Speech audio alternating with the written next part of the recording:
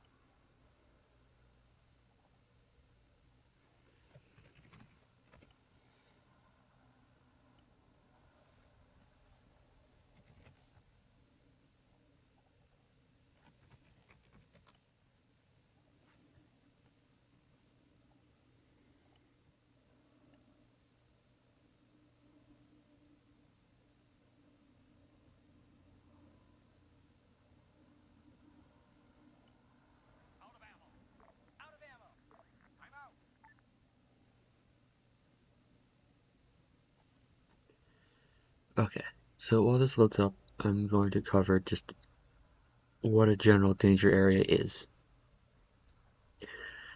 A danger area could be a clearing in a forest, it could be a gap between two fences in a city, but most commonly it is a road or a path or anything that an MG could sit on and tear your entire squad to pieces if you decide to all cross at once.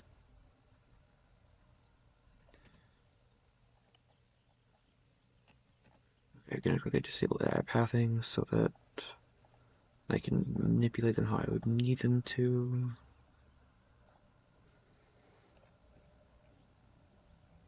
Okay, so I'm gonna cover just quickly how to do it verbally and then show you how to do it via actually manipulating the me and these three characters. So to start, whoever's point will call out danger crossing, and they will either deem it a small enough danger crossing that you don't have to perform an actual danger crossing, and you can just full sprint across, which is very rare and unlikely, but that's completely up to the point man, sadly. In this situation, whoever is point man should never just say, I'm just going to sprint across, because this is just too wide open of an area. If it was like half, if the road was cut in half, then that is understandable, because you're visible for like half a second. But the basic scheme maneuvers is point man will approach over the radio, danger crossing, prepare to bound across. They will take up a position either, well, they'll take up a covered position where they can see down one side of the road. Second man will take up a position in cover on the other side, well, sorry, looking towards the other side, not actually on the other side. Then 3 will go up to the point man, either use Ace Interact to tap him on the shoulder, or like verbally just say, you're good, go, in some way. And then the point man will full sprint across. You do not stop if you see enemies, you just keep going. And then once whoever's point gets to the other side, they resume security on that side, looking down the same way that they just were. 4 will do the same, but for 2, so that now you have 1 and 2 on the other side of the road, facing their initial directions. Then once 3 and 4 see that 1 and 2 are across, they go. Sorry, scheme of maneuvers should be 1, 2, 3, 4, 1, 2, 3, 4.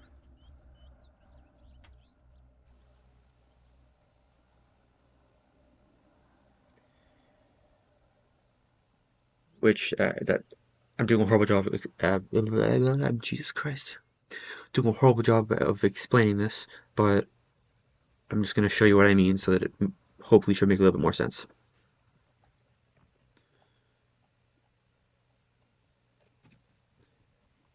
Okay, so if we were approaching this road, I would go over radio, or Dory or whoever was in point would go over radio, say danger crossing, we're going to bound across. They would sit, hold the road in one direction.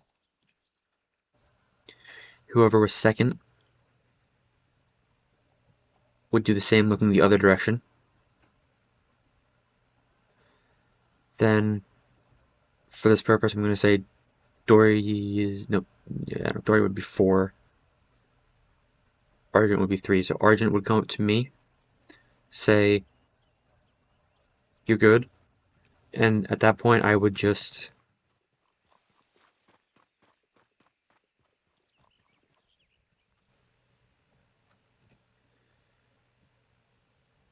then Dory would relieve Moose. Moose would full sprint across.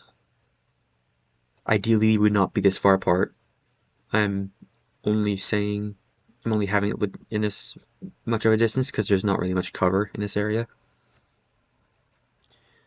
Then the moment Argent sees that I am across and in position,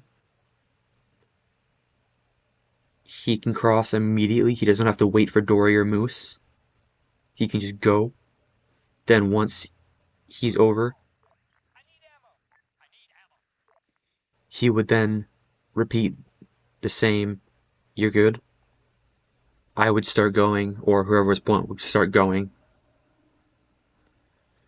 Then independently, Dory would realize Moose is across, I can go. And then you have all 4 people across, and you just resume your formation. Excuse me, and just keep going towards your objective.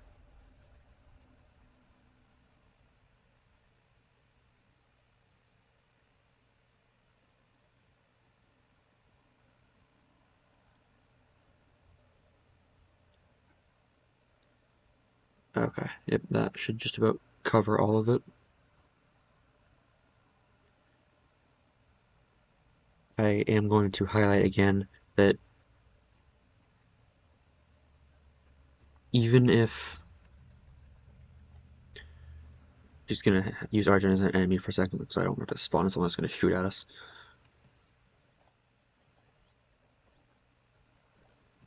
Say I start crossing and I see Argent, the last thing I want to do is turn and start shooting because you are wide out in the open. Your only move once you are out in the danger area is to keep sprinting across to the next safest patch.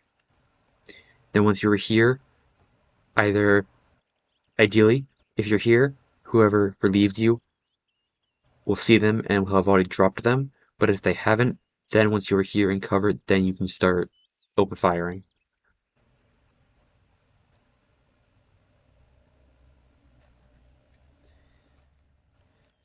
And as much as this may be difficult in the moment because everyone's first thought is, oh, I hear contact and my team is getting shot at, I should help them.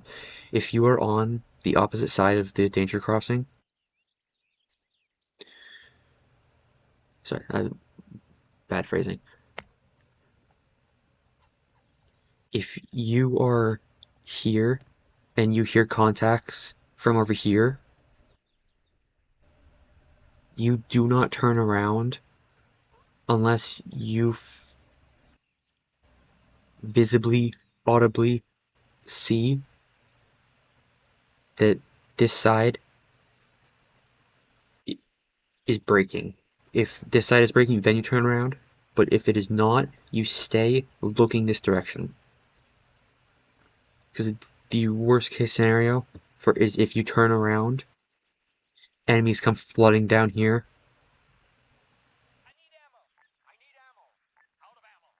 and now all of our forces are looking this way, and they just sweep through and kill us all.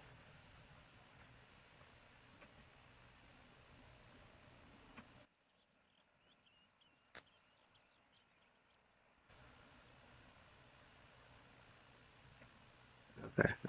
I hope this made some sort of sense. I will try to set up a time for us to actually all get together and actually practice this, because it is actually a very valuable skill to have for our purposes. If you have any questions about anything that I said in this, obviously ask.